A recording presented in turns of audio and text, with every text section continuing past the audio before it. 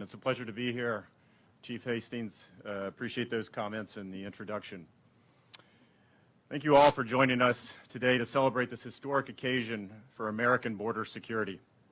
Today we can confidently say that our border is more secure now than at any time in our history.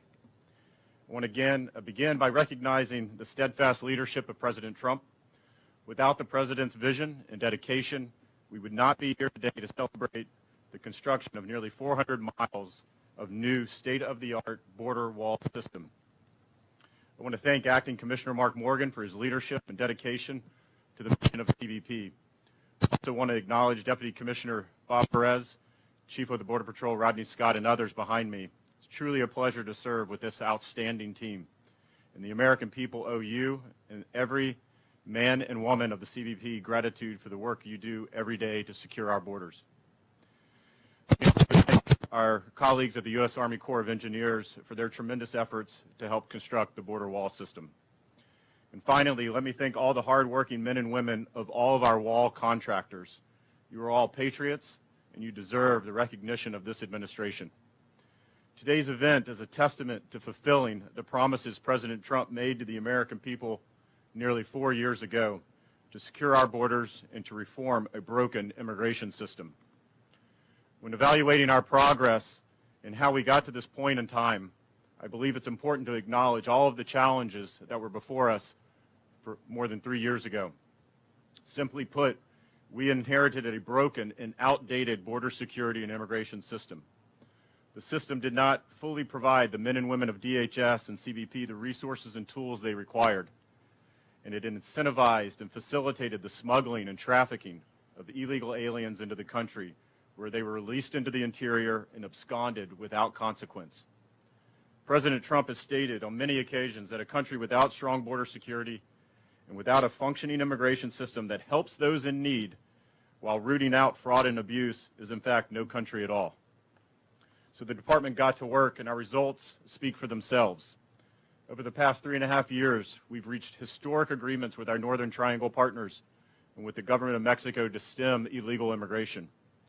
We implemented the migrant protection protocols, which ensures a safer and more orderly process along our southwest border, discourages individuals from making meritorious asylum claims, non-meritorious asylum claims, and enables quick immigration results.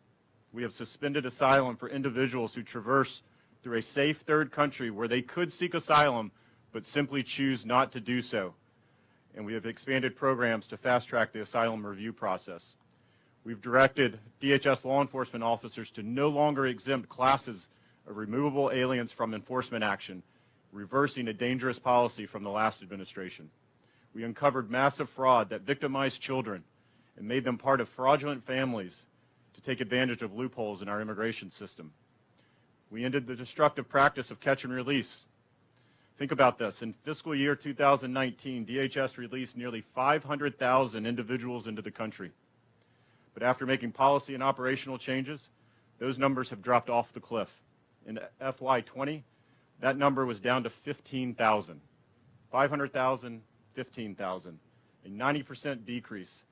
And those that were released were largely released on humanitarian grounds. And working closely with the CDC, we have prohibited the introduction of illegal aliens during the COVID-19 pandemic. Holding illegal aliens in congregate settings would have been a public health catastrophe of historic proportions. Because of this order, CBP is able to return approximately 90% of individuals who would otherwise be kept in CBP facilities back to Mexico or their home country within 2 hours. There is no doubt that this administration's COVID-related measures here at the border continues to save American lives. This leads us to the prioritization, the funding, and the construction of an effective border wall system. The wall system is a critical component of the department-wide, multi-layered strategy we have implemented to secure our border. After years of neglect, we drastically improved our nation's ability to protect the American people from drug smugglers, gang members, and other criminals who seek to destroy our communities and our way of life. Since President Trump took decisive action and declared the national security and humanitarian crisis that unfolded last year what it was, a national emergency, we have constructed the wall with unprecedented speed. In January, we reached 100 miles. In June, we reached 200 miles. In August, we reached 300 miles. And today, I'm proud to stand before you, along with the men and women of CBP and the Army Corps of Engineers, to celebrate the construction of nearly 400 miles of new border wall system. And while this is an important milestone, we're building even more wall. Currently, we have nearly 210 more miles under construction and expect to complete 450 miles by the end of this calendar year. Most reasonable Americans understand the need for an effective border wall system in targeted, high-priority locations. And while some politicians and members of the press continue to question the need of a border wall system for political reasons, its effectiveness is without question. Where the wall goes up, the number of illegal crossings and crime goes down. Put simply, walls work. And our Border Patrol agents know this. But perhaps most importantly, the criminals know this. Here in RGV, our Border Patrol agents observed that human smugglers are changing their tactics due to the new border wall system and are attempting to cross through areas that are easier to surveil. In Zone 1 here in RGV, we've seen a 26% decrease in narcotic seizures since the start of the border wall system construction. In Yuma sector, illegal entries in the areas with the border wall system decreased by 87% in FY20 compared to FY19. In Tucson sector, narcotic seizures decreased between ports of entry between FY19 and FY20 thanks to the capabilities provided to our Border Patrol agents of the wall system. And overall, drug seizures in Tucson sector are down 25%. Over the past 4 years, because each new mile of border wall system pushes criminals and the cartels to ports of entries and other areas that are easier to surveil, DHS has seized more than 4 million pounds of hard drugs like fentanyl, cocaine, and methamphetamines, which is almost double the annualized amount of drugs seized between 2019 and 2017. But if you're still not convinced, consider the following. In areas where the new border wall system is being deployed, Border Patrol will be able to redeploy thousands of Border Patrol agents per year to other areas of need. In areas where the new border wall system has been deployed, we now decide where border crossings take place, not the cartels and not the smugglers. Again, the wall system allows our agents to pick their battleground by forcing smugglers, traffickers, and other criminals to pass through areas that are easier to surveil or through ports of entry where we have resources and personnel there to interdict. The wall has provided our Border Patrol agents increased situational awareness, improved access and mobility, and additional time to detect and apprehend individuals attempting to enter the country illegally. In urban areas, the border wall system mitigates illegal border crossers' ability to quickly vanish into public settings and improves the effectiveness and efficiency of agent response.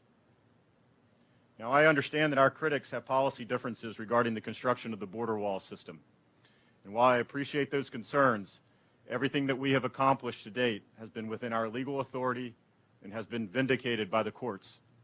We look forward to continued dialogue with all of our stakeholders. But at the end of the day, we will continue to build the wall system, as this is an issue of national and homeland security. The progress we are celebrating here did not happen by accident. The many miles of border wall system exist because of the will and the vision of President Trump and the dedication and hard work of the men and women of CBP and the Army Corps of Engineers. As we stand here today, it's important that we don't lose sight of the challenges we overcame to keep this important promise. Whether it was pushback from our critics in Congress, impediments from the courts, or outright lies in the press, we have prevailed. In 2017, the Washington Post ran a headline, "Sorry, Trump voter, you got scammed. You're never going to get your wall." In September 2018, the LA Times ran a headline, "A promise Trump can't keep. His window to build the wall is closing." In 2019, Speaker Pelosi said that President Trump has not built any new wall. Not only has the media and our critics been proven wrong, but they've been proven wrong 400 times and counting. If you take a look at the headlines today, they'll tell a very different story. Even our most ardent critics recognize that the wall is being built. And under this administration, we will continue to build even more wall because it's very simple. A border wall system is effective. A border wall system saves lives. A border wall system protects our national sovereignty. Again, in short, walls work. Unfortunately, this criticism isn't surprising, nor is it unique. Many of these same critics have been critical of law enforcement in recent months, wanting to cut funding and branding all law enforcement officials as racist. In fact, it was just over 3 months ago when Speaker Pelosi described DHS law enforcement officers to include CBP officers, many like are standing behind me today, as stormtroopers. An absolutely disgraceful remark. It's time to put politics aside and support our law enforcement and our Border Patrol officers. The wall system is fundamentally a national security asset, critical to the efforts of thousands of Border Patrol agents working tirelessly to secure our border. If you are against the wall, you are against the men and women of the Border Patrol. It's really that simple. Without the wall system and the vast array of the immigration policies this administration has implemented, our border would be less secure, less orderly, and more ineffective in dealing with the cartels and the criminal organizations.